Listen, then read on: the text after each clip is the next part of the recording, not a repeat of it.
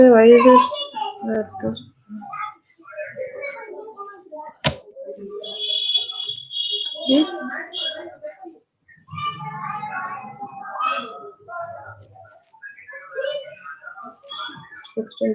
The broadcast has begun. We have gone live. 25 seconds have passed. 16 people watching. Begin.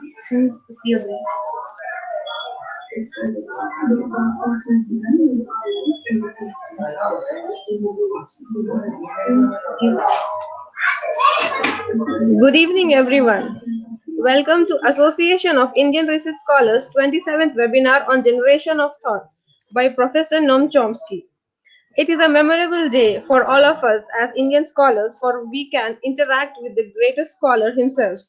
I request you all to type any questions you have in the chat box. Meanwhile, let me introduce myself. I am Ariba Ahsanat Mozam, founder and president of Association of Indian Research Scholars. I am a PhD scholar at the Department of Political Science, University of Hyderabad. I would now like to invite Manasa Uppuluri, student at the St. Francis College, Begumpet, Hyderabad, to give us the introduction and progress of Association of Indian Research Scholars. Over to you, Manasa.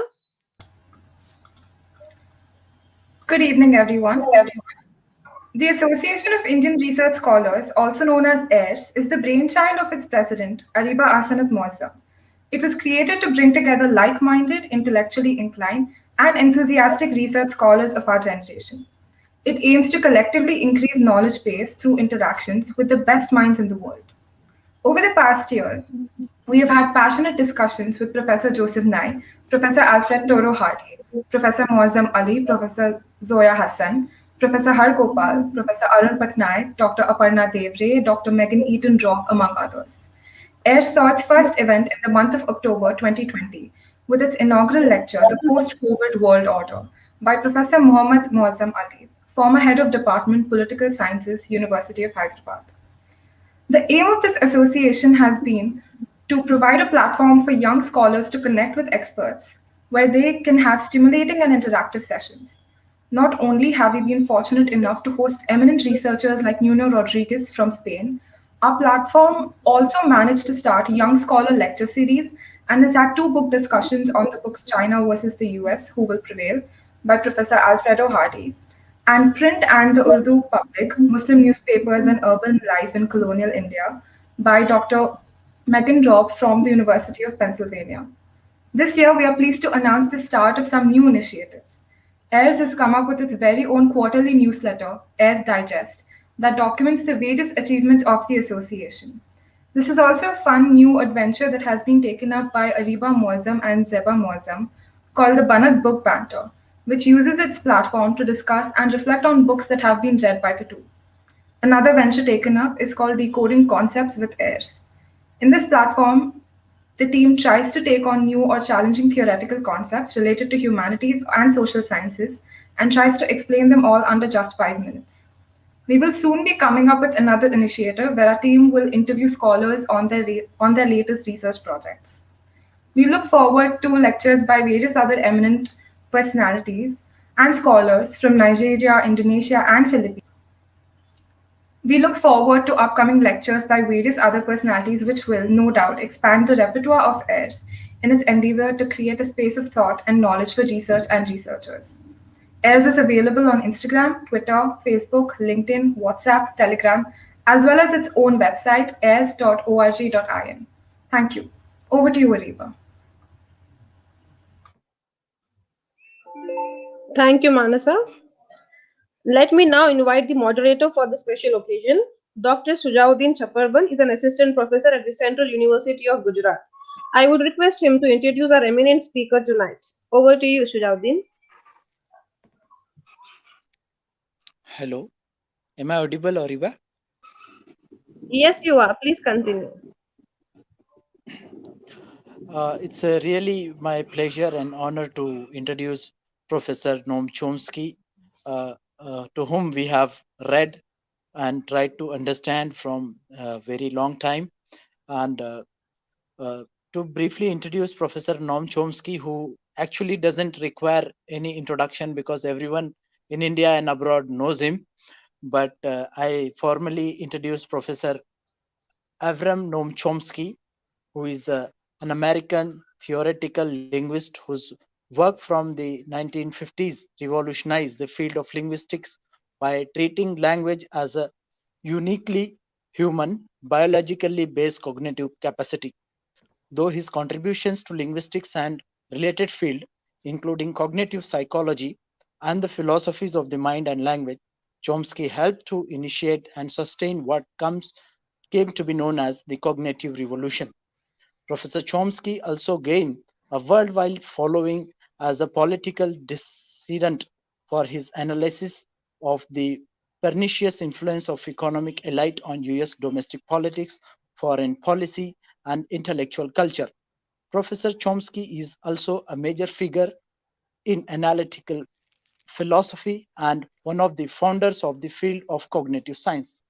He is a Laurette Professor of Linguistics at the University of Arizona and the Institute Professor Emeritus at uh, the Massachusetts Institute of Technology. And he is the author of more than 150 books on the topics such as linguistics, war, politics, mass media, etc. Ideologically, he aligned with the anarcho syndicalism and liberar- libertarian socialism. He studied at the University of Pennsylvania. During his postgraduate work at Harvard University, in the Harvard University of Fellow, Professor Chomsky developed the theory of transformational grammar for which he earned his doctorate in 1955. That year, he began teaching at MIT and in 1957 emerged as a significant figure in the linguistic with his landmark work Syntactic Structures, which played a major role in the remodeling the study of language. From 1958 to 1959, Chomsky was a National Science Founder Fellow at the Institute of Advanced Studies. He created and co created the Universal Grammar Theory, the generative grammar theory, the Chomsky hierarchy, and the minimalist program. Professor Chomsky also played a pivotal role in the delineing of linguistic behaviorism and was particularly critical of the work of B.F.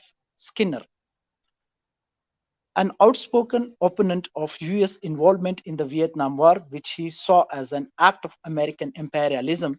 In 1967, Professor Chomsky rose to national attention for his anti war essay, The Responsibility of Intellectuals. While expanding his work in linguistics over subsequent decades, he also became involved in linguistics wars. In collaboration with Edward S. Herman, Professor Chomsky later articulated the propaganda model of media criticism in manufacturing consent and the work to expose the Indonesian occupation of East Timor. His defense of freedom of speech, including Holocaust denial, generated significant controversy in the Foresian affair of the 1980s. Since retiring from MIT, he has continued his vocal political activism, including opposing to the 2003 invasion of Iraq and supporting the Occupy movement. Chomsky began teaching at University of Arizona in 2017. One of the most cited scholars alive, Professor Chomsky has influenced a broad array of academic fields and the intellectuals and the young scholars like us today. He is widely recognized as having helped to spark the cognitive revolution in the human sciences, contributing to the development of new cognitivist framework for the study of language and the mind. In addition to his continued scholarship, he remains a leading critic of US foreign policy, neoliberalism, and contemporary state capitalism, the Israeli Palestine conflict, and the mainstream news media. Professor Chomsky and his ideas are highly influential in the anti capitalist and anti imperialist movement. With this brief introduction, I welcome Professor Chomsky to our today's webinar.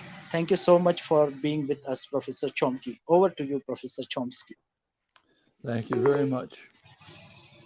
Well, I will sketch out some background ideas, few indications of what issues are on the horizon for research, then turn it over for discussion. So the topic I suggested is generation of thoughts. First question that comes to mind is, what are thoughts? There are important comments on this by some of the leading figures of modern philosophy, mathematics, science. One of them is Alan Turing, a great mathematician, one of the founders of the theory of computation, many other contributions. He is also the founder of the field of artificial intelligence. This was in a famous paper of his in 1950 on the question of whether, as he put it, can machines think? Machine means a program, not a physical object. And his answer was that the question is too meaningless to deserve discussion. Basic reason is we have no concept of thought. He was at the same time very close to Wittgenstein, Cambridge philosopher at the time, and Wittgenstein, whose style was rather aphoristic, described thought very simply. He said, people think maybe dolls and spirits. Now that's his way of saying that the way we use the word think is in application to human beings. The word, like others, has what was called open texture, has some latitude as to how far you can extend it. It's not a well-defined matter. You can extend it to objects or creatures that look more or less like us. So we can talk about them as thinking. When he was asked further, Turing said, was asked what thinking is, he said it's a kind of buzzing in the head. Well, that's to the point. But I think we can now do better than buzzing, at least for that component of human thought that is formulated in language, which is in fact the only aspect of thought for which we have any relatively clear concept, understanding. Notice that the thought that's going on in our head in language is not inner speech. What's called inner speech is something rather superficial. I'll return to that. The actual linguistic formulation of thought is inaccessible to consciousness. You can't introspect into it any more than you can introspect into the workings of the highly complex second nervous system, enteric nervous system that governs the way our body functions, an enormous nervous system. But you can learn about it, but only from the outside. And the same is true of the formation of thought by our linguistic system. It is inaccessible. Inner speech is something very marginal and peripheral. I'll return to that. Well, let's turn to some quite remarkable properties of language, properties which incidentally were noticed, discussed at the outset of the modern scientific revolution in the 17th century. The Galileo, his contemporaries, were concerned to reject what they called occult properties, pseudo-explanations that invoked ideas that didn't mean anything. So, for example, there was an explanation in neo-scholastic philosophy as to why, say, a rock falls and steam rises. They're moving to their natural place. Galileo and others were not satisfied with that.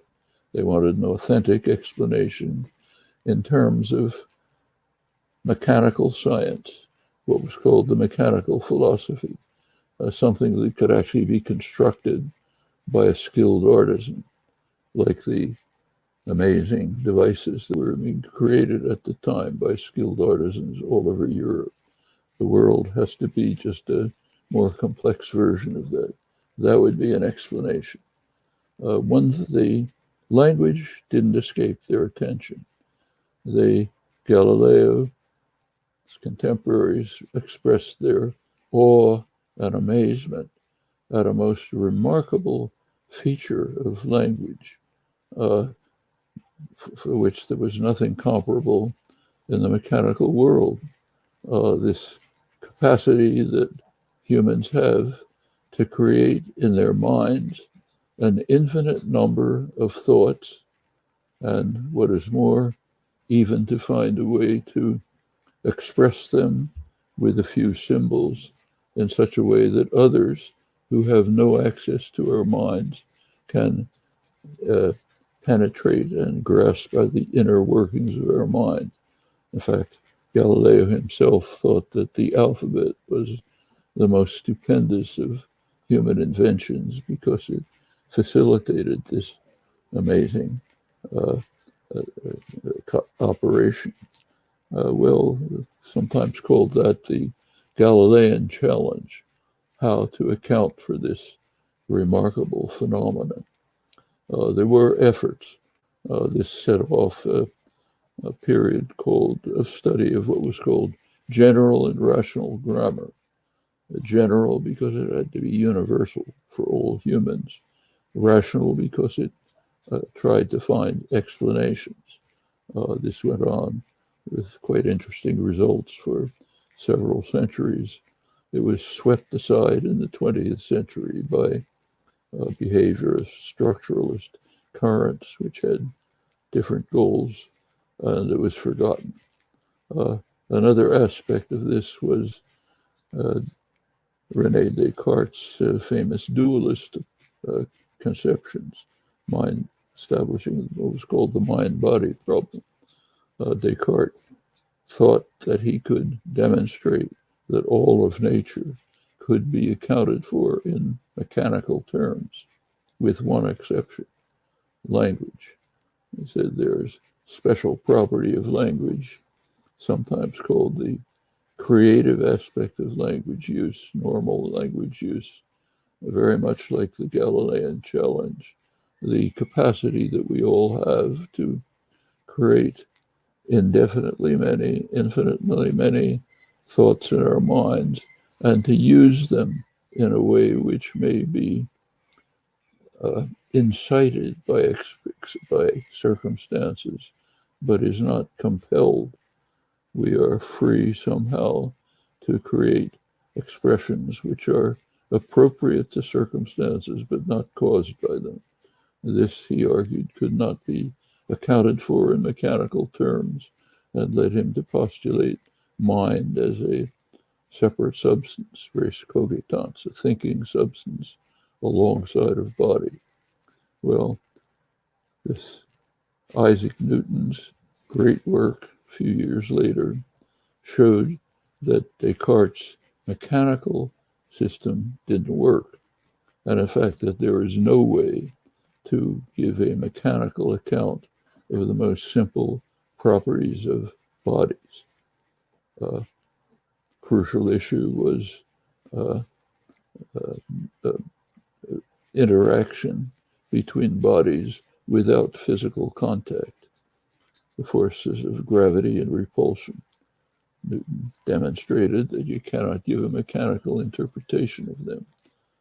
This was a remarkable discovery. Newton himself regarded as a total absurdity which could not be accepted by any sensible scientist. He spent the rest of his life trying to overcome it in vain. Others, Leibniz, Huygens, other great scientists tried in vain. And finally, scientists just gave up. They stopped trying to develop an intelligible universe and reduced the aims of science to seeking intelligible theories of the universe. Newton's theory was intelligible, even though the picture of the world that it provided was not. That remains true until today. What happens to the mind-body problem? It disappeared. Sometimes it's satirized as the idea of the ghost in the machine. But Newton did not exorcise the ghost. He exorcised the machine. He showed that there is no coherent concept of physical, material, body. The mind was left intact. What we can do is simply construct the best theories that we can, knowing that we won't achieve an intelligible theory.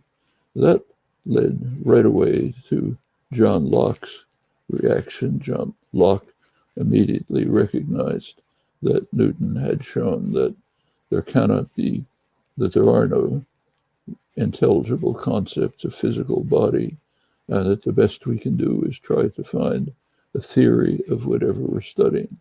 He developed the concept of what was called a thinking body. He defined thought as some properties of organized matter that was studied extensively through the 18th century. Darwin repeated it. That again was forgotten. It's been rediscovered in the modern period as the idea, sometimes called the astonishing idea, that the mind, its mental properties, language, and others are properties of organized aspects of matter. In fact, the brain. That's the position that I think we now must take. Locke's position in response to Newton's discovery, demonstration that there is no coherent concept of the physical. Another idea that was forgotten for centuries and is an important one is Aristotle's distinction between possession of knowledge and use of knowledge. In modern terms, that's called competence and performance.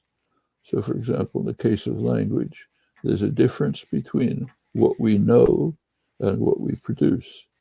What we know can be generated. What we can produce, like what I am doing and what you are doing when you listen to it, involves other cognitive systems besides language. It's a crucial distinction.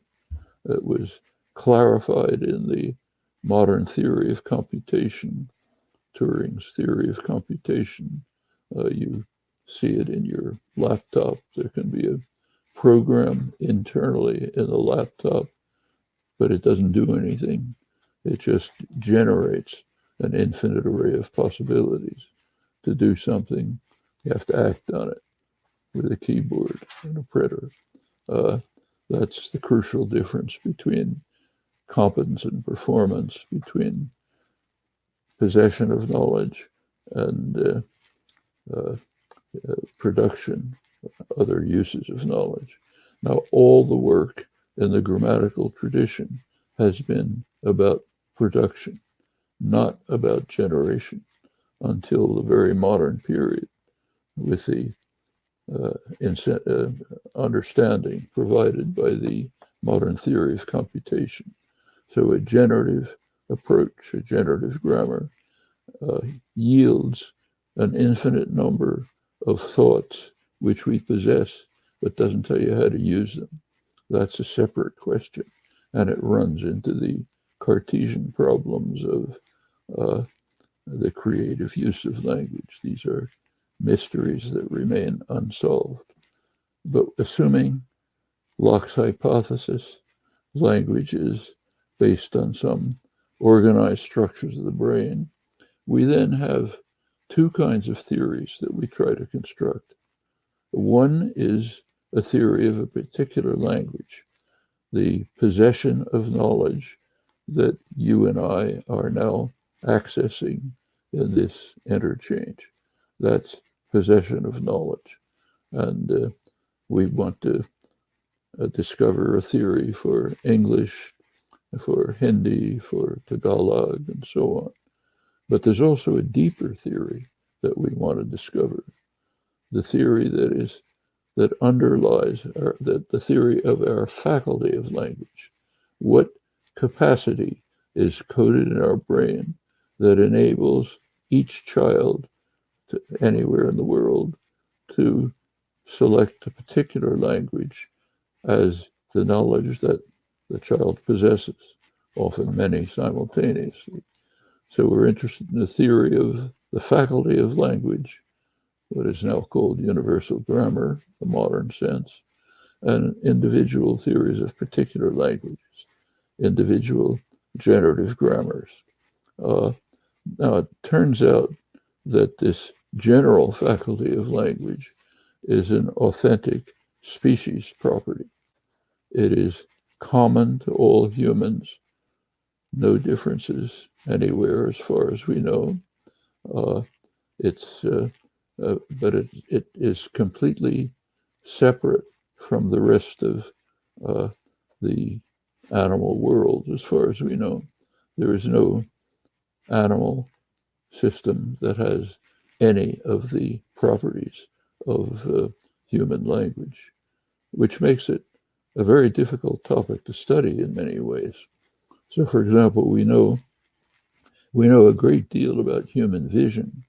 The reason is we have about the same visual system as cats and monkeys, and we have allowed ourselves, rightly or wrongly, to carry out invasive experiments with, say, cats, which putting electrodes into their visual cortex, see what happens, how individual neurons react, raising kittens in controlled situations without input and so on. And from that, we've learned a great deal. And it tells us about the human visual system, because they're about the same. But there is no animal anywhere that has any of the capacities of human language. So experimentation with animals doesn't tell us anything. And ethical considerations block invasive experiments with humans. So we therefore have to study the matter from the outside, without comparative evidence, without direct experimentation of the kind that might yield many results. Well, despite these limitations, a great deal has been learned. Well, what is the goal of a theory? The goal of any theory is to provide an explanation for phenomena. The crucial theory, universal grammar, theory of the faculty of language, since we're taking it to be a property of a human, a property of a human being coded in the brain. Therefore, the theory has to meet several conditions. One condition it has to meet is learnability. The theory has to be rich enough to explain how a child, on the basis of quite limited evidence, gains the knowledge that we are all using. So that's one condition, learnability.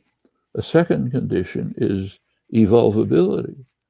The system had to have evolved under the conditions of human evolution. These conditions are very stringent, which means that the theory must be simple enough to have evolved. On the other hand, it must be rich enough to account for the capacity to acquire language on the basis of limited evidence. It's a conundrum. It's a kind of near contradiction. In addition, there's another problem. The theory has to be rich enough to account for the apparently wide variety of languages, has to be useful, has to be universal, has to be applicable to every theory. The same theory allows every child anywhere to acquire that language. There's no difference among humans in this respect.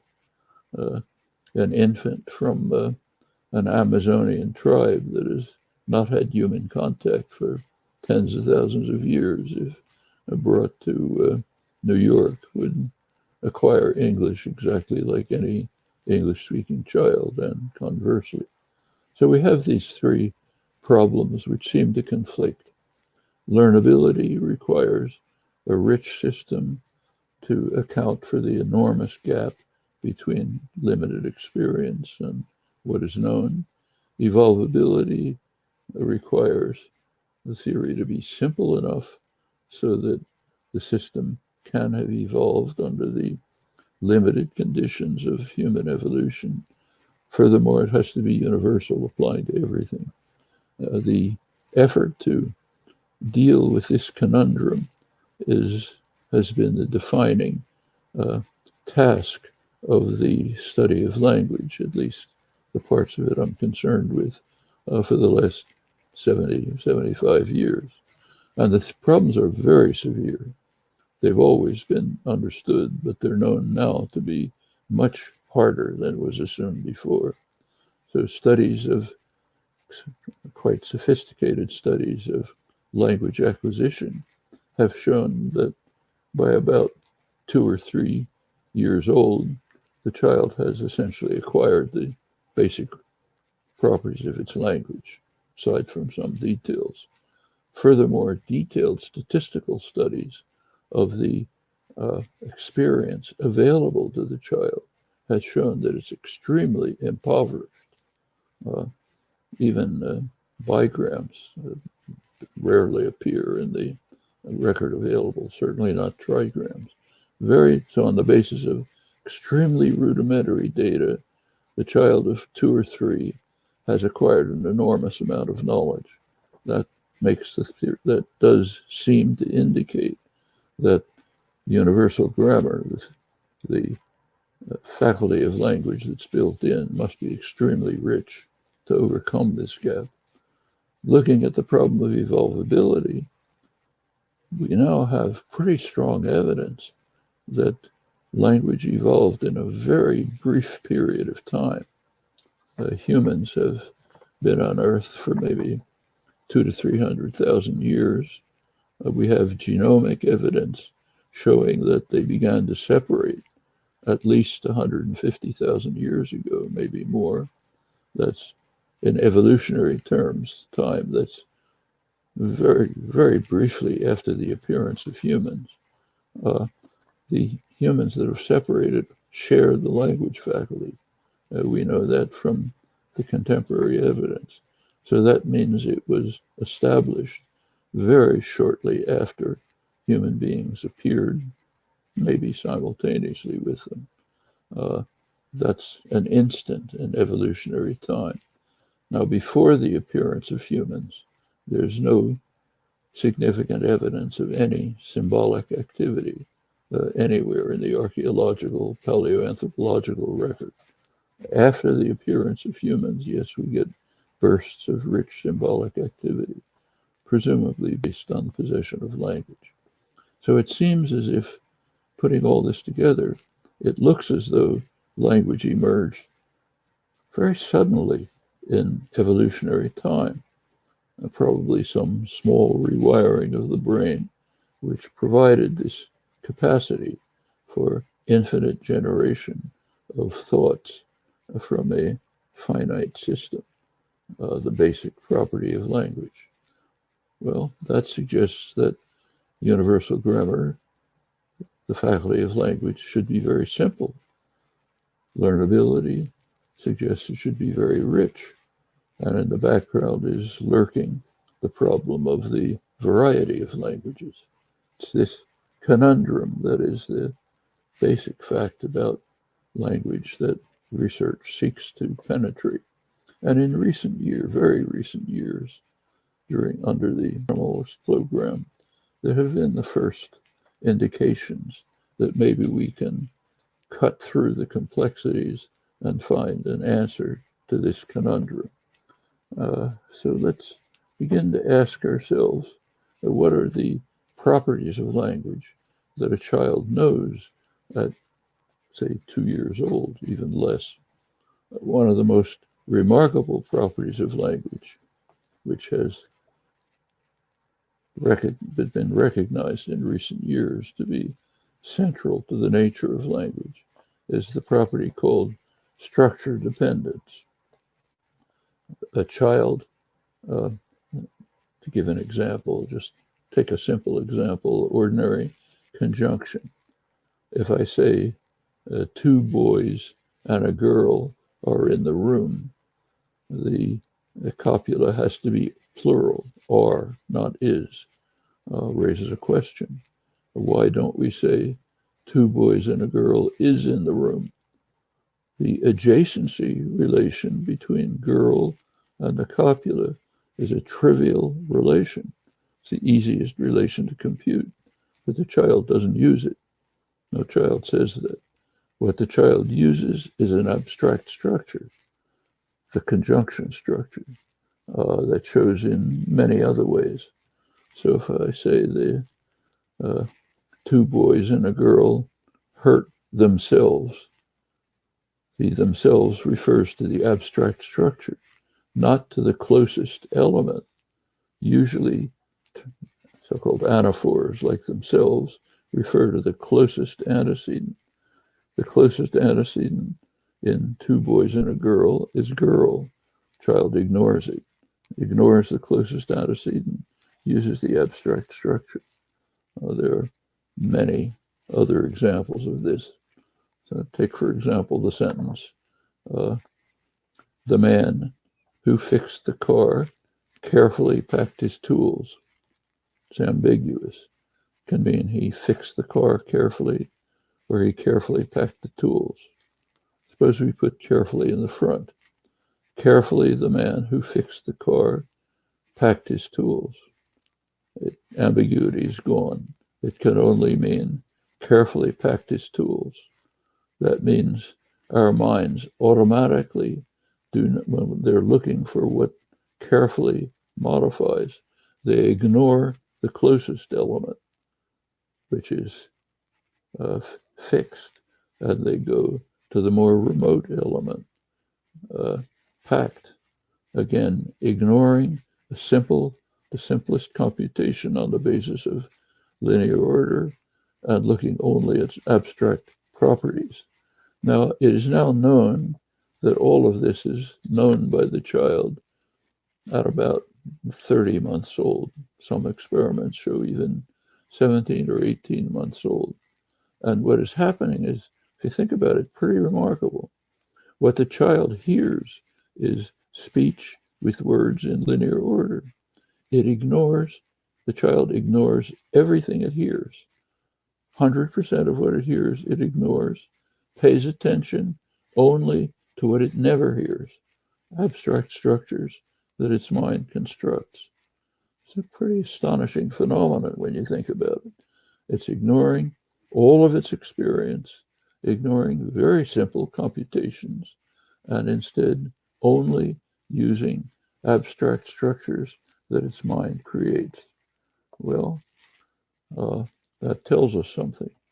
It tells us that in the constructions of the mind, which yield thoughts, there is no linear order. That's some other kind of phenomenon. It's not part of the internal language that generates thoughts. What we call language has two separate components. There's an internal language, which uses only abstract structures, generates thoughts. There's an externalization process, which turns these abstract structures into one or another, maps it into one or another sensory motor system. Usually sound can just as well be sign. Why is there order at all? Because the sensory motor system requires it. We can't speak in structures. So the externalization system imposes order. But that basically has nothing to do with language. That has to do with the sensory motor system, the speech system. That system has nothing to do with language at all.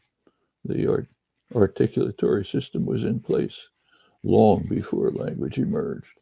Very primitive, and it has never changed since language developed.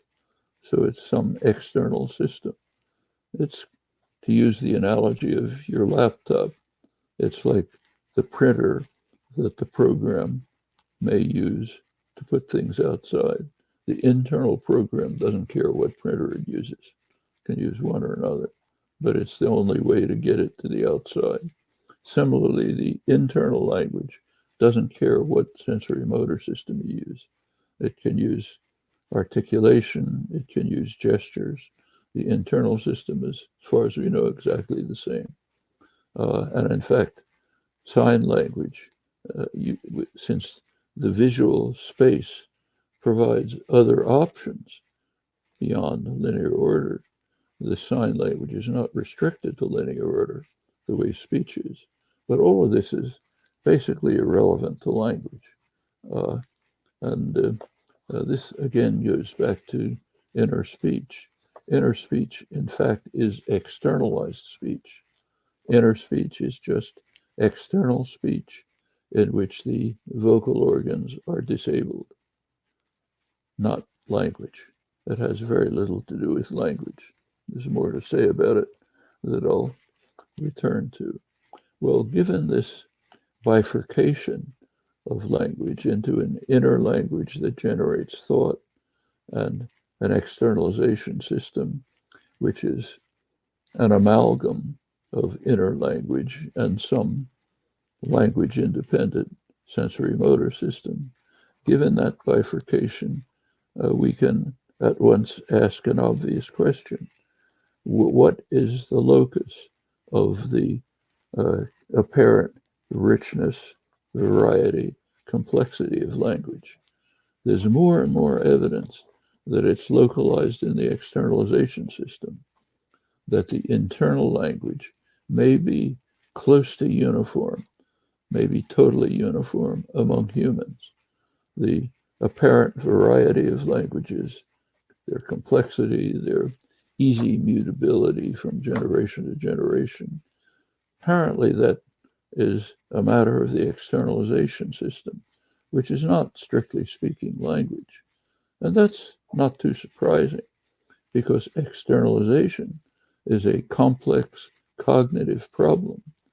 You have a fixed internal system, like a fixed program, and you have to figure out how does it connect to external systems that have nothing to do with language. And there are many ways to solve that problem. Those are called the different languages. It's a complex procedure, so languages look complex, but internally they may be very simple. That suggests a way to deal with the conundrum that is faced. The variety of languages, may not be part of language at all, may be part of the mapping of internal language, the real language, to some sensory motor system. So we can dispense with that problem. As far as learnability is concerned, there may not be very much that's learned, maybe almost nothing, because it's fixed and internal. So we might overcome the problem of learnability. As far as evolvability is concerned, if it can be simple, that would deal with the problem of evolvability. Well, let's go back to structure dependence. How does it work? If the principle that you ignore linear order and only deal with abstract structures, if that's built in, innate, part of our genetic endowment, there's no learnability problem. The 2-year-old child didn't have to learn it. It had no other options. The only option is use the structures that your mind creates. Ignore all of this stuff outside, like linear order. So the learnability problem is overcome. The evolvability problem would be overcome if we could show that structure dependence follows from the simplest possible computational operation. And it does. The simplest computational operation, which must be present in some form in any generative procedure that yields an infinite array of structured expressions. The simplest operation is essentially binary set formation, what's called merge in modern linguistics. the operation of taking two objects already constructed, forming a new object from them without changing either of them and without adding any new structure. That's the simplest operation. That's merge. And the simplest operation, if you give it a moment's thought, yields structure dependence. The only things that are generated in this way are structures. There's no order generated. So here we have a perfect explanation for what may be the most striking and important property of language. It's formed sometime in human history, maybe pretty much along with the appearance of humans. Some small rewiring of the brain provided the internal system with the capacity to generate infinitely many structured expressions using the simplest possible operation. That's the best possible account. That seems to be correct. No learnability problem because there's nothing to learn. The variation complexity problem is part of the externalization to sensory motor systems. That's, I think, the first genuine explanation in the long and rich history of the field. Well, there are, if you look at merge, start taking it apart, you notice at once that there are two possible kinds of merge. You're taking two things, call them X and Y, and putting them together, forming the set XY, unordered set, that's merge. X, there are two possibilities about X and Y. One possibility is that they're distinct. They're just two totally distinct objects. The other possibility is that one is part of the other, what's called a term of the other. Say X is a term of Y, inside Y. Those two are called external merge and internal merge. These are the two logical possibilities. And we see both of them in operation in language.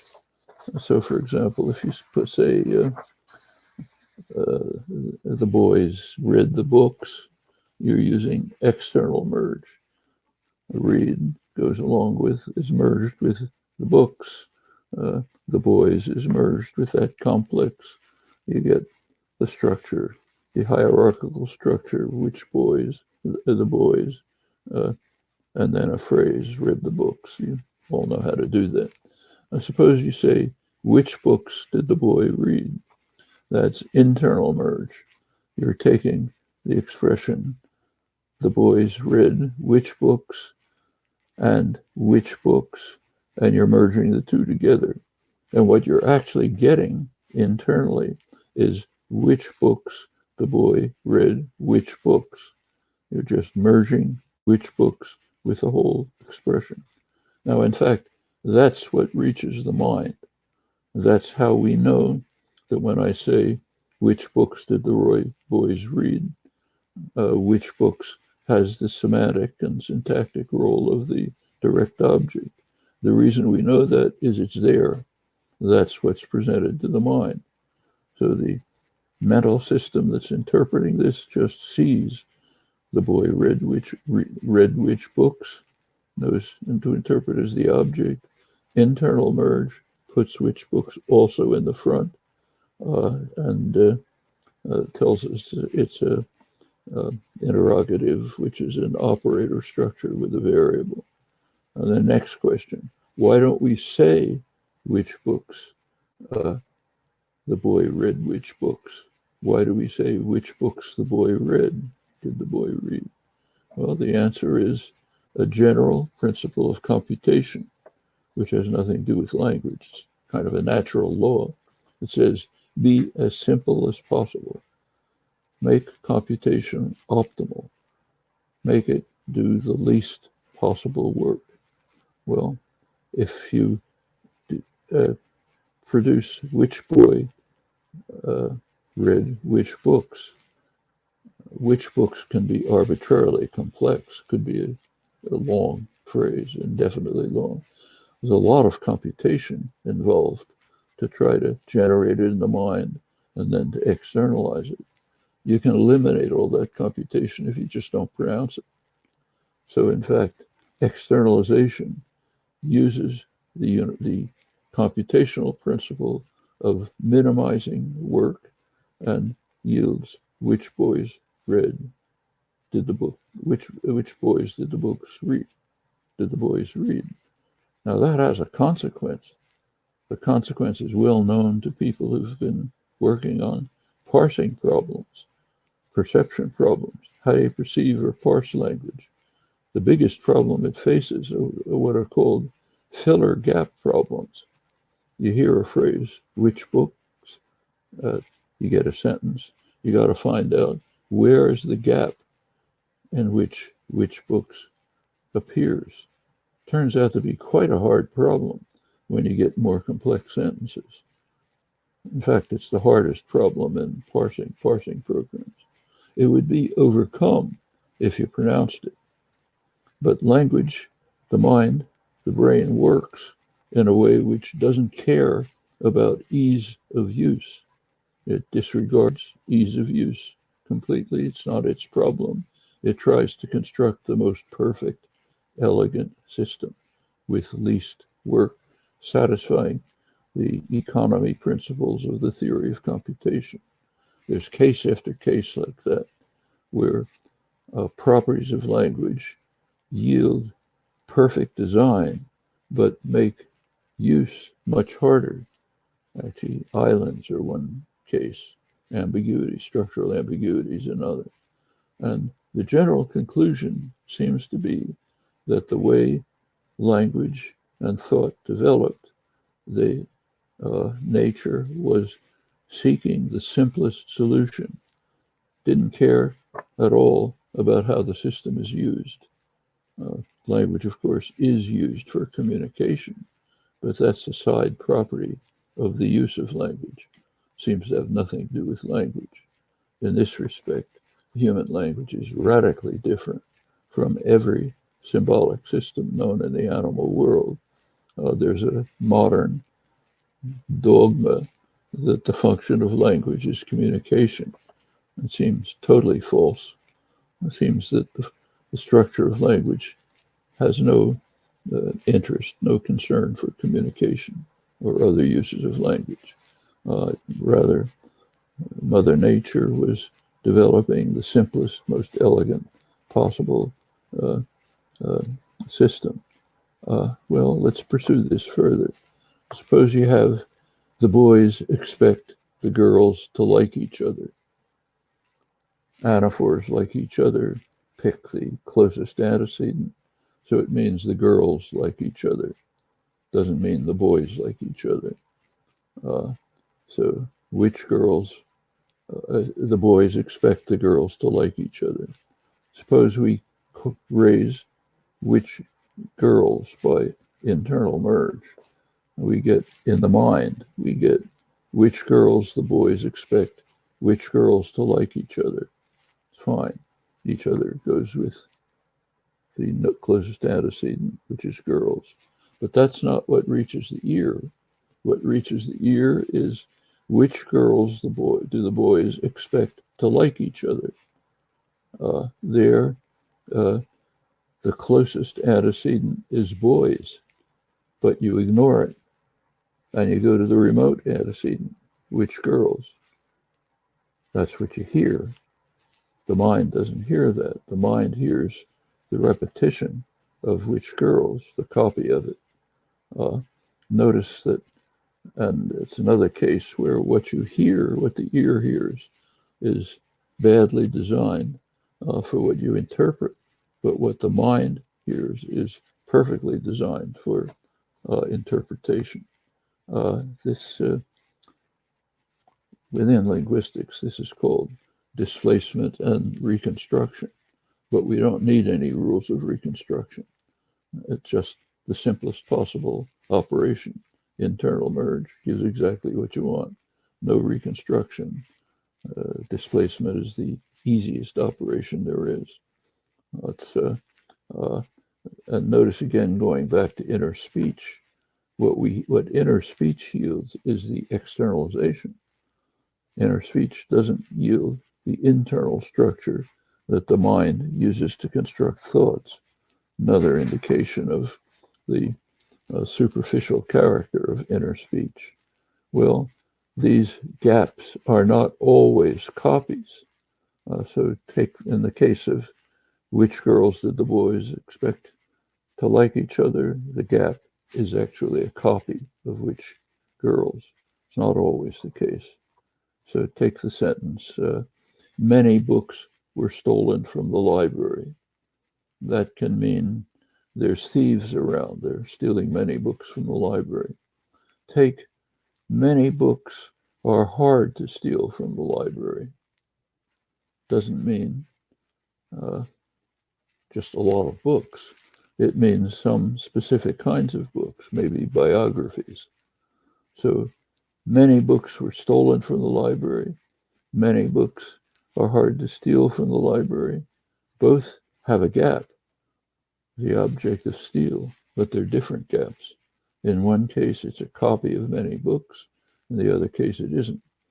No time to go into that, but it's pretty well understood. These are different kinds of thoughts. I'll just give a couple more examples because it's getting late. Take the sentence, to arrive early and get a seat seems to be what he wants. To arrive early and get a seat seems, not seem. You can't say to arrive early and get a seat seem to be what he wants. Singular. How about to arrive early and to get a seat seems to be what he wants. That's fine. The first was a compound event. Arriving early and getting a seat is a single event. The second is two different events. One is arriving early, one is getting a seat. These are different kinds of thoughts, and it shows up in all kinds of ways. So if I say, he arrived in a taxi and in a coma, that's okay. But if I say, he arrived in a taxi and a coma, that's gibberish. That's what's classical rhetoric calls leugma. Somehow we have either have a single event or a compound event, different thoughts. Well, these events are mental objects. The mind constructs them. So if you take the event of crossing a room, how many events are there? Well, Zeno taught us there's no way to answer, indefinitely many. What we call events in the world are things that our mind constructs. This is crucially important with regard to the way modern formal semantics has developed. So one of the most productive, convincing forms of modern semantics is what's called event semantics. It goes back to the philosopher Davidson, who pointed out that if you have a sentence like he ate quickly, it entails he ate. Why is that the case? His argument was that the structure of the sentence is that there's an event E, which is an event of eating, and there's an agent he, which is the agent of the event, and there's a characteristic quickly that modifies the event. So it's really a conjunction of there's an event E, he is the agent of eat. There's an event eat, he is the agent of eat. Quickly is the property of eat. It's a conjunction, so the deduction works. That's the basis of the most productive part of modern semantics. But the events are mental events. It's not semantics. It's taking place internal to the mind. It's more rich syntax. This goes on. I can pursue it, but let's go back to the 17th century. The Galilean challenge, this remarkable capacity to create in the mind an infinite number of thoughts, which are in fact internally in the mind are structured linguistic expressions, and then by some other process, using a few symbols, keeping to general principles, to externalize it in a way in which others can penetrate the inner workings of our mind. That's the Galilean challenge. Parts of that challenge we can now begin to deal with. The internal generation of thoughts is something we're beginning to understand with a number of true, genuine explanations, meeting the conditions of learnability and evolvability for fundamental properties of language. All of those I've mentioned, and many others. That's one part of the Galilean challenge. As far as the externalization is concerned, we partially understand it. We can formulate theory, an account of how an externalization process accesses the inner language and maps it into one or another sensory motor system. But that's not production, that's generation. Production faces the Cartesian problem. What kind of system could do this? Not a mechanical system, but since Newton, we know there are no mechanical systems, so that's not surprising. And it leaves the problem unsolved. We are in the situation that was, in fact, recognized by David Hume, great philosopher, shortly after Newton.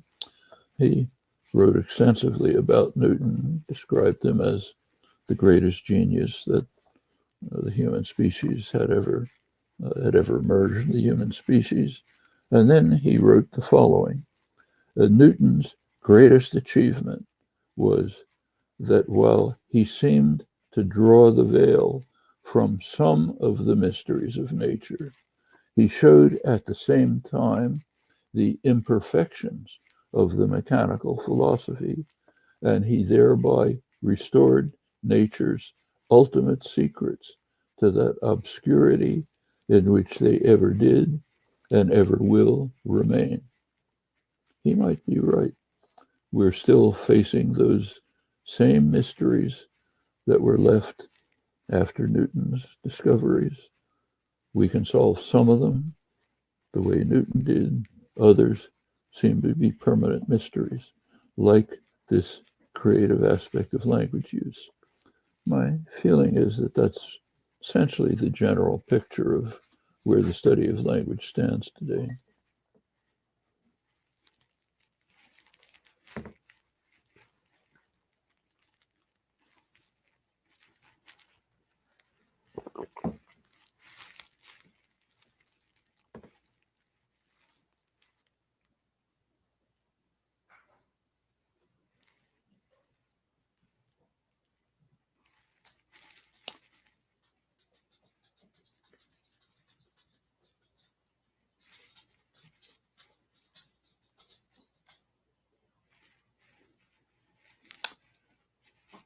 Have I lost contact with you?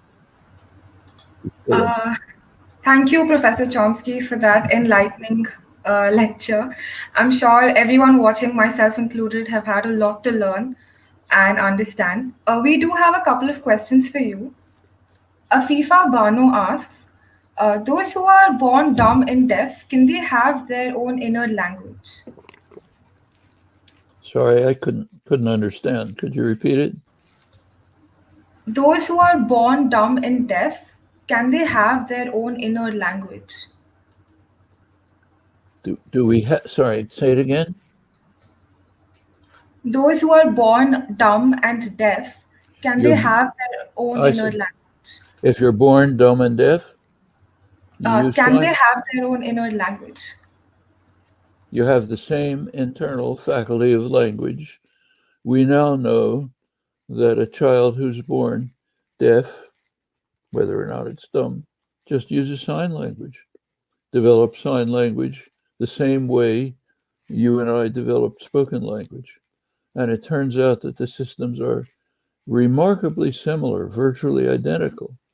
So, for example, there's a young infant, say 6 months old, goes through a period that we call babbling, make sounds, experimenting with sounds, ba, ba, da, da, and so on.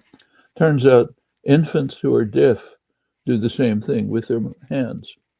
They gesture, they babble with gestures. If the child never is exposed to sign language, it'll be like a hearing child who is never exposed to spoken language, or like a kitten which is never exposed to visual experience, or like a human if they were never exposed to visual experience. The internal systems deteriorate. They have to be triggered by experience. In the case of vision, we know what it is because we've done experiments with cats. A kitten in the first few weeks of life has to be exposed to patterned stimulation. Anything else, visual system deteriorates. And that's apparently what happens with language. If the child isn't exposed to some triggering experience, the language system won't function after a certain time. It's probably deteriorated. Since it's humans, we don't carry out direct experiments, but that's the way it looks. If the child gets some experience, then it develops a language. And it doesn't take much. For example, we now know that deaf children who have never been exposed to sign language, their parents were raised in what's called the oralist tradition, which says you must not use sign. The child has to learn lip reading. So the parents are very careful never to produce gestures. Children like this have been studied. Turns out if 2 or 3 of them play together, say 3 cousins play together, 3 deaf children, they invent their own language, which turns out to be the same, basically the same as ordinary language. Just that little bit of contact is enough, apparently, to set off the linguistic system and get it to function. That's pretty much what it looks like today. So, as I said before, the internal system doesn't really care which sensory motor system it's using. Can use speech, can use sign, can even use touch. It can't use smell, but that's only because the human capacity to smell is too restricted. If we were dogs, we could probably use smell. But that's what apparently is the case with children born deaf and dumb. If they have a little exposure, they'll create the language. Now, of course, the triggering that we get modifies the language that we speak. So I speak English and not Hindi because of the early triggering experience. But it seems to be the case that shaping experience affects externalization primarily. It may not affect the internal language. Now, this hasn't been proven, but that's the direction in which work seems to be moving. So it may turn out, when we know more, that the fact that I'm speaking English and not Tagalog or Swahili or Hindi is just because the externalization system was affected by the experience. But the internal system may have just been triggered by some experience, then it functions in the normal way. Essentially the way the visual system does. If it's triggered by initial experience, then it functions in the normal, complex way. Doesn't get the triggering, deteriorates. Right, thank you. We have a question from Somesh Rekure. Sometimes there is misunderstanding between the intention and expression of thought. How can one eliminate this problem? Expression of formulation of thought goes in the mind, totally in the mind. It's kind of like your laptop computer, which has an internal program for say, multiplication. Doesn't produce it unless you do things, hit the keyboard and so on. It's just internal. We have an internal system which generates an infinite number of thoughts. It's constantly doing it. We don't have any way of introspecting into that any more than we can introspect into how our visual system works. We can study it from the outside. What we learn is things like what I described, that the mind is just using structure dependence, reconstruction for internal merge and so on. That's what the mind is doing. Then comes the question, how do we decide to externalize it? How do I decide to say a certain sentence? Nobody knows. Something's going on. That's Descartes' creative use of language. Somehow we decide unconsciously, totally unconscious, I'm going to produce a certain sentence. When we produce that sentence, we may or may not articulate it. In fact, we almost never articulate it. Almost all the use of language is completely internal. Every second of the day, you're doing what we call talking to yourself, thinking in words. Can't stop. It takes a tremendous active will to stop. Very little of it ever gets articulated. Sometimes, like now, I actually articulate it. But how all this is happening, that's one of what Hume called the mysteries of nature, which are in the obscurity in which they always have been, and may actually remain in that obscurity. We have no idea how that happens. Now, that's not just true of language. It's true of voluntary motion generally. So suppose I say, I want to lift my finger, voluntary motion. How did I decide that? Nobody has an idea. You can study the mechanisms that are involved, but you can't study how it's done. One of the great leading students of neuroscientists, great neuroscientist Emilio Bizzi, student of voluntary motion, the way he puts it, as he says fancifully, is that we're beginning to understand the puppet and the strings, but we have nothing to say about the puppeteer, how the action is initiated. We can talk about how it's implemented once it's initiated, but the initiation is a complete mystery. It's just maybe it's beyond the bounds of human cognitive capacity to understand it. But whatever one thinks about that, there is no understanding of it. We have a question from Sri Vidya. How would you equate free will or individual agency with human thought? Is it far-fetched to say it doesn't exist independently? Could you say it again? I didn't quite get it. Sure. How would you equate free will or individual agency with human thought? Is it far-fetched to say it doesn't exist independently? Non-human thought? How would you equate free will with human thought? Is the question about the nature of non-human thought? It's about the nature of human thought. Human thought that's not in language? So the question, I'll reiterate, she's asking, how would you equate free will or individual agency with human thought? And is it far-fetched to say that they don't exist independently, both human thought and free will? So I'm still not entirely grasping it. There is human thought, as Wittgenstein put it.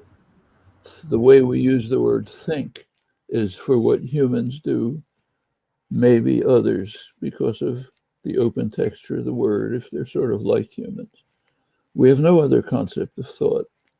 And as far as human thought is concerned, the only clear concept we have about human thought is linguistically formulated human thought. What's called a generative grammar of a language is essentially generating thoughts, an infinite number of thoughts, not producing them, generating them. We have no other clear concept of thought. Well, if we introspect, if say a lot of my planning, plan to do something, I plan to drive to work, a lot of it is visual imagery. Is that thought? It's thought if you want to call it thought, but some other kind of operations of the mind. It's related to linguistically constructed thought. I can talk about the imagery in my mind. I can't exactly capture it. I recognize a face. And I can even imagine the face, but I can't describe it in words. Nobody can. Poets may try, but they don't really get the actual image. So there's a gap between what we can express, what we can formulate in language, that aspect of thought, and other things that go on in our minds, which have to be studied on their own. And as far as non-humans are concerned, there's just nothing to say. Papia Montal asks, how does a house parrot develop the articulation system and talk in the same way? Really sorry, but I couldn't hear. How does a house parrot develop the articulation system and talk in the same way?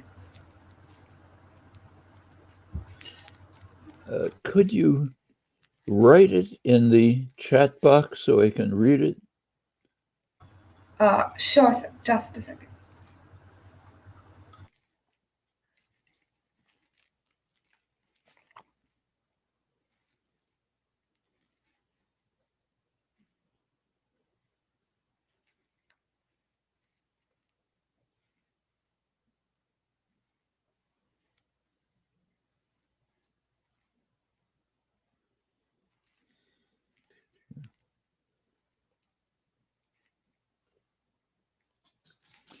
How does a house parrot develop the articulation system and talk in the same way?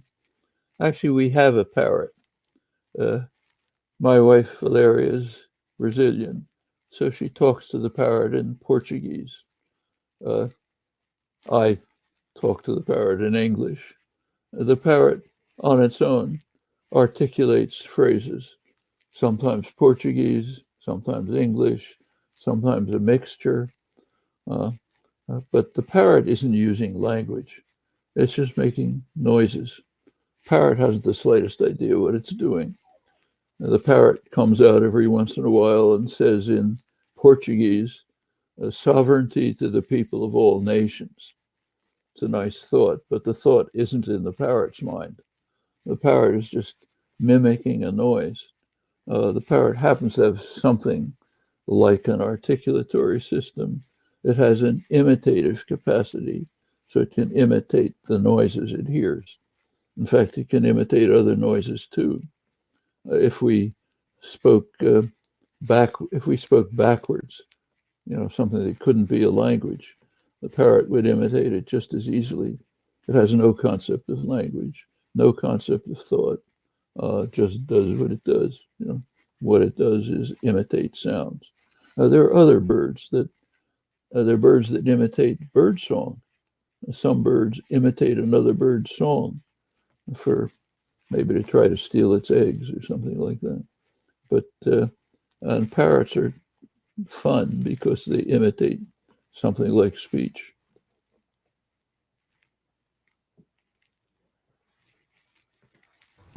Right. Another question that we have is why are moral values and justice in decline when compared to previous generations? Is it because of the New World Order? I still couldn't get it. Could you Should type I write it? it down? Yeah, sure. I would type it. Just a second. I can't hear a thing. Can you type it again?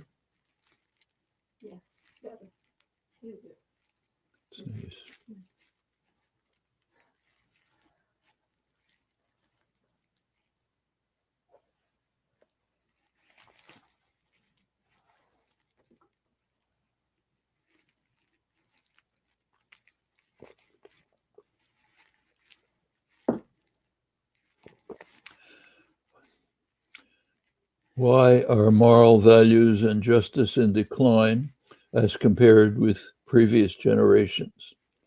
Is it because of the New World Order? Well, first question, is it happening? Take India. The 18th century, India was one of the commercial and industrial centers of the world, along with China. Those were the two centers of the world. What happened to India? It was conquered. It was conquered, was deindustrialized.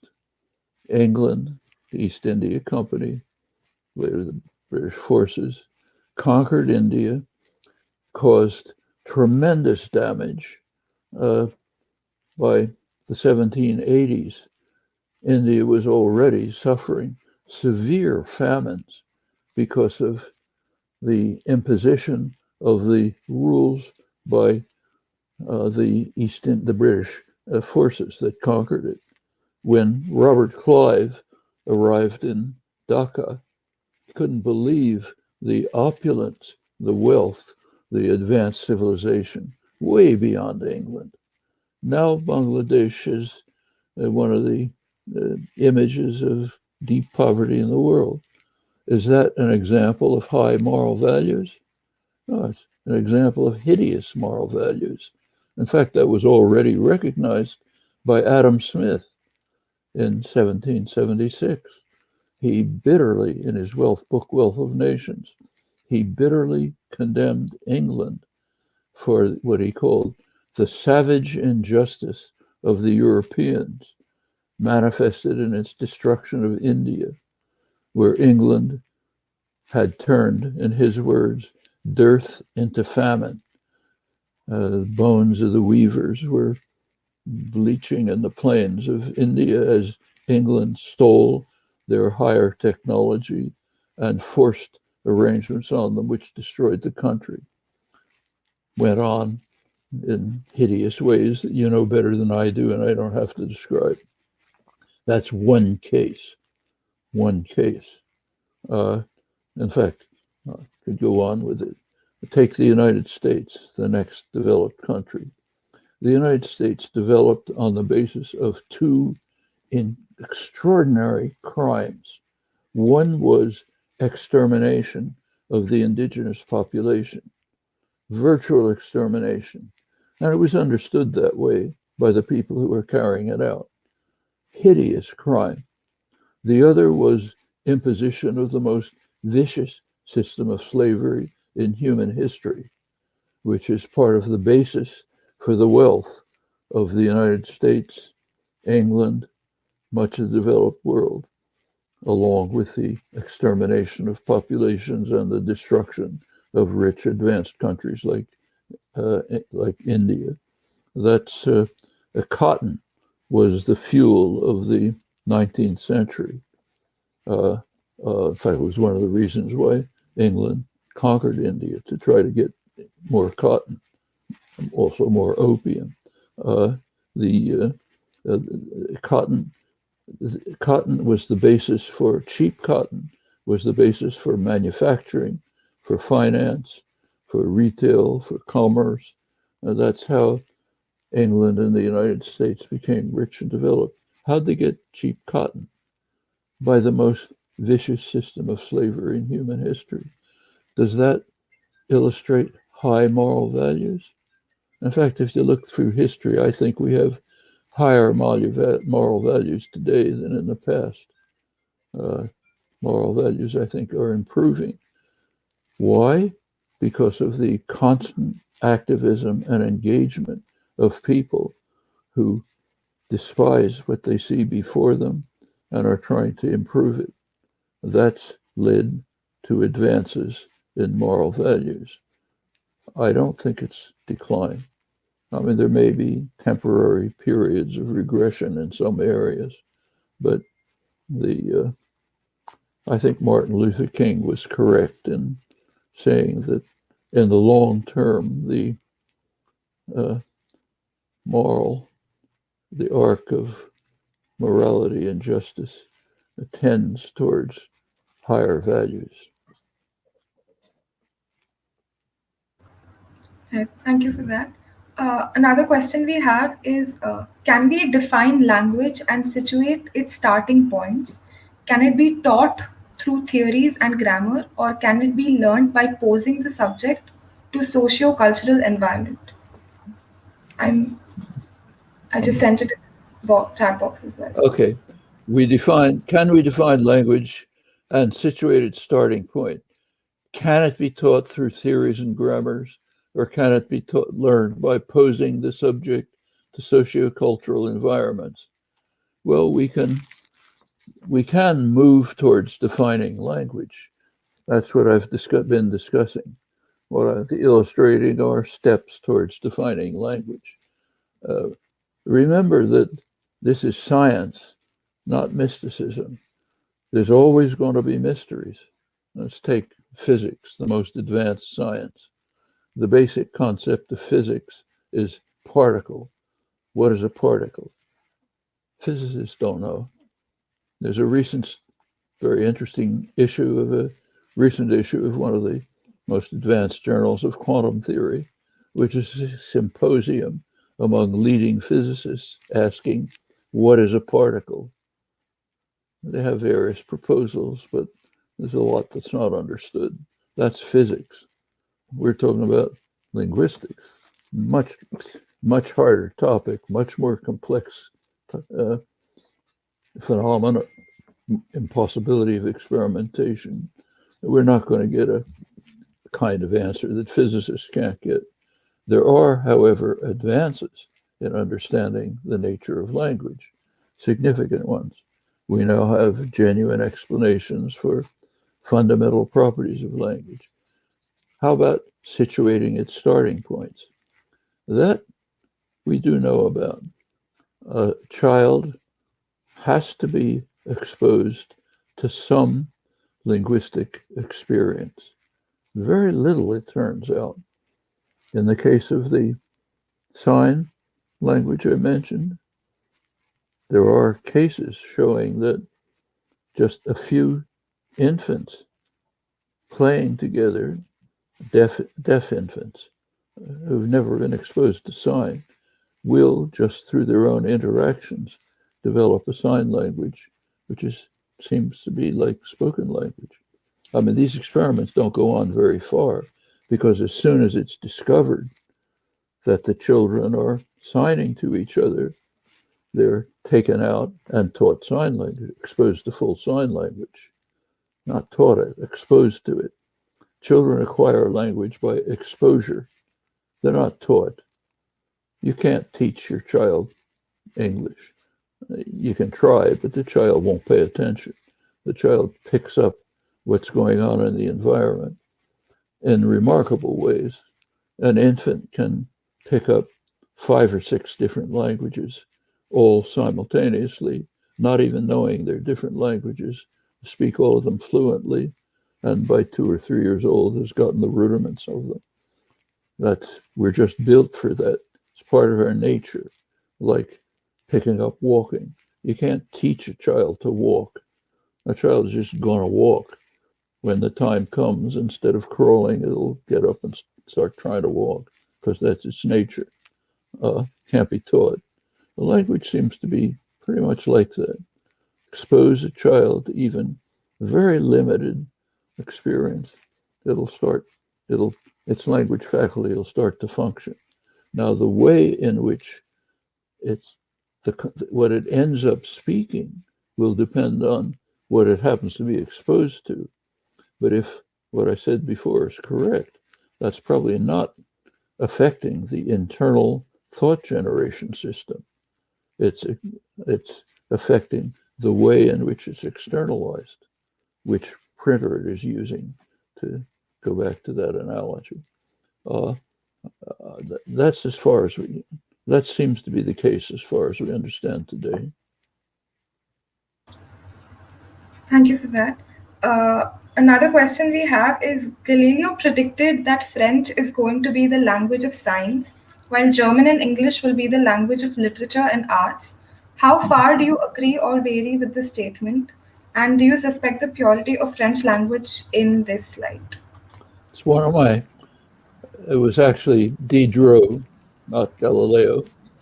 Diderot predicted that French is going to be the language of science, while German and English will be the language of the literature and the arts. And he gave a reason. His reason was that in French, the order of the words exactly corresponds to the order of thought, whereas in German and English, they are different orders. It's not exactly the orders of thought. Well, today we laugh at that. In the 18th century, didn't seem too silly. But that was his reason for thinking about it. Of course, it didn't of course happen. The purity of the French language is a mythology developed within French culture. Practically every other culture has developed the same thing. German is the perfect language for Germans. There were theorists about the same time who said Dutch must be the original language. They were Dutch, of course. Dutch must be the original language because it corresponds to thought. Today, we understand that. We understand that what they're saying is the language I externalize my thought in is French. Okay, somebody else externalizes the same thoughts in German. There's no purity of language. Every language is the same as any other language, as far as we know. These are mythologies that develop within various cultures. I mean, I was brought up in the Jewish tradition, where it was believed that Hebrew must be the original language. Okay, you can believe that if you want.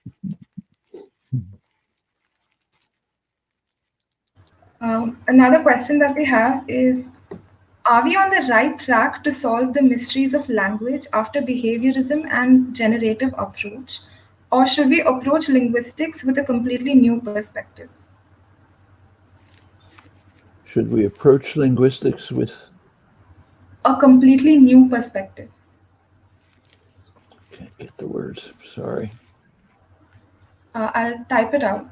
Just a second.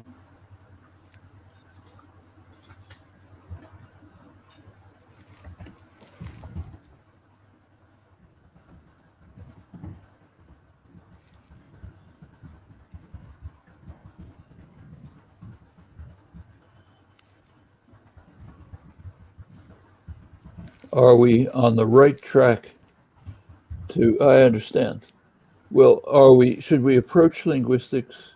Are we on the right track after behaviorism and generative grammar? Well, first of all, behaviorism, I think we just get rid of. It was a kind of a malady. It directed work into the wrong direction. I don't think it has anything to offer us except for some good experimental designs. There are some very useful experiments that were designed by behaviorists. I don't think it has any other saving virtue. We don't know anything beyond the generative approach. What is there?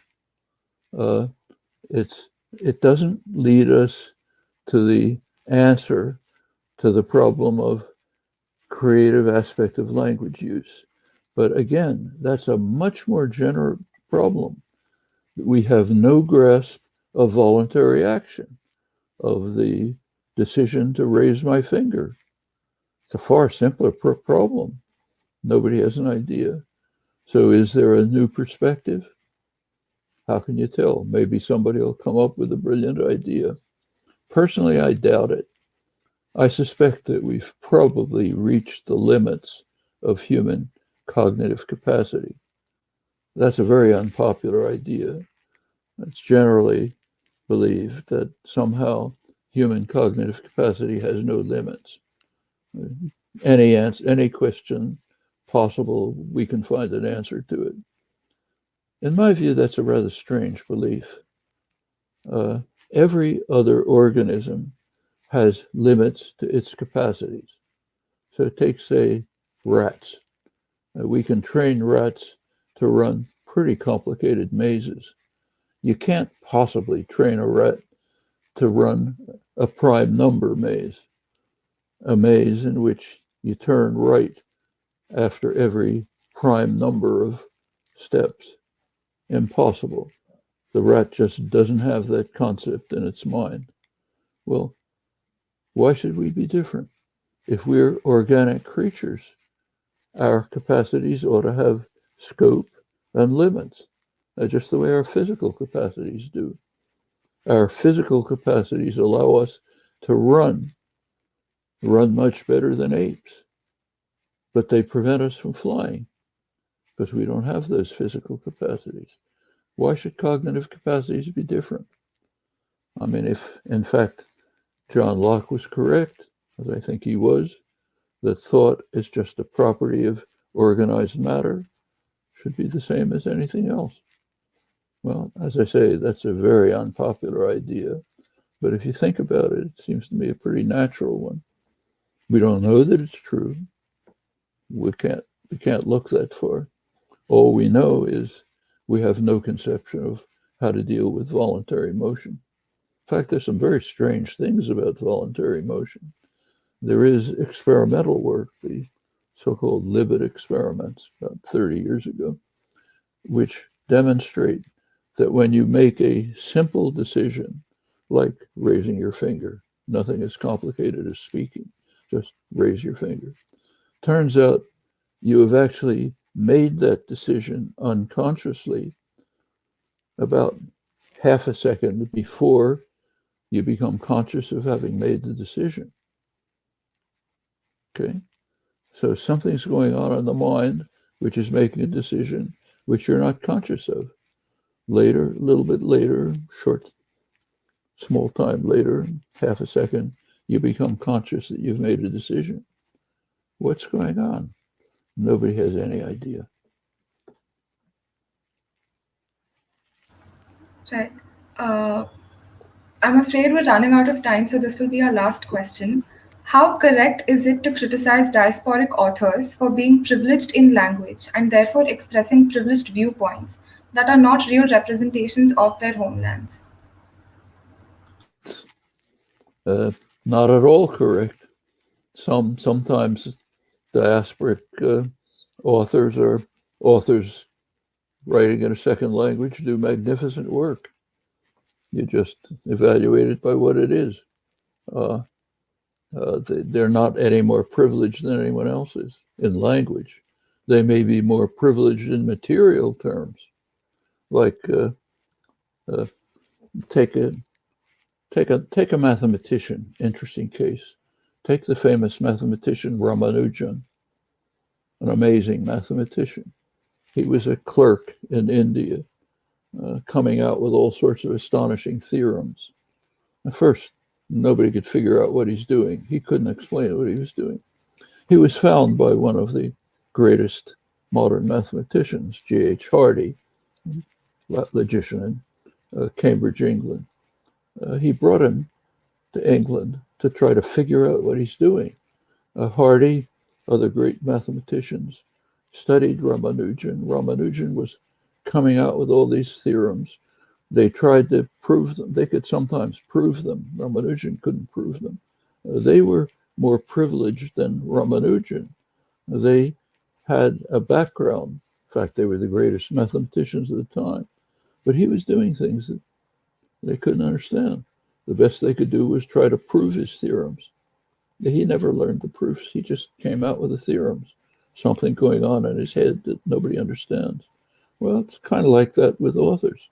Sometimes a diasporic author may, as a result of other kinds of privilege, do fantastic work.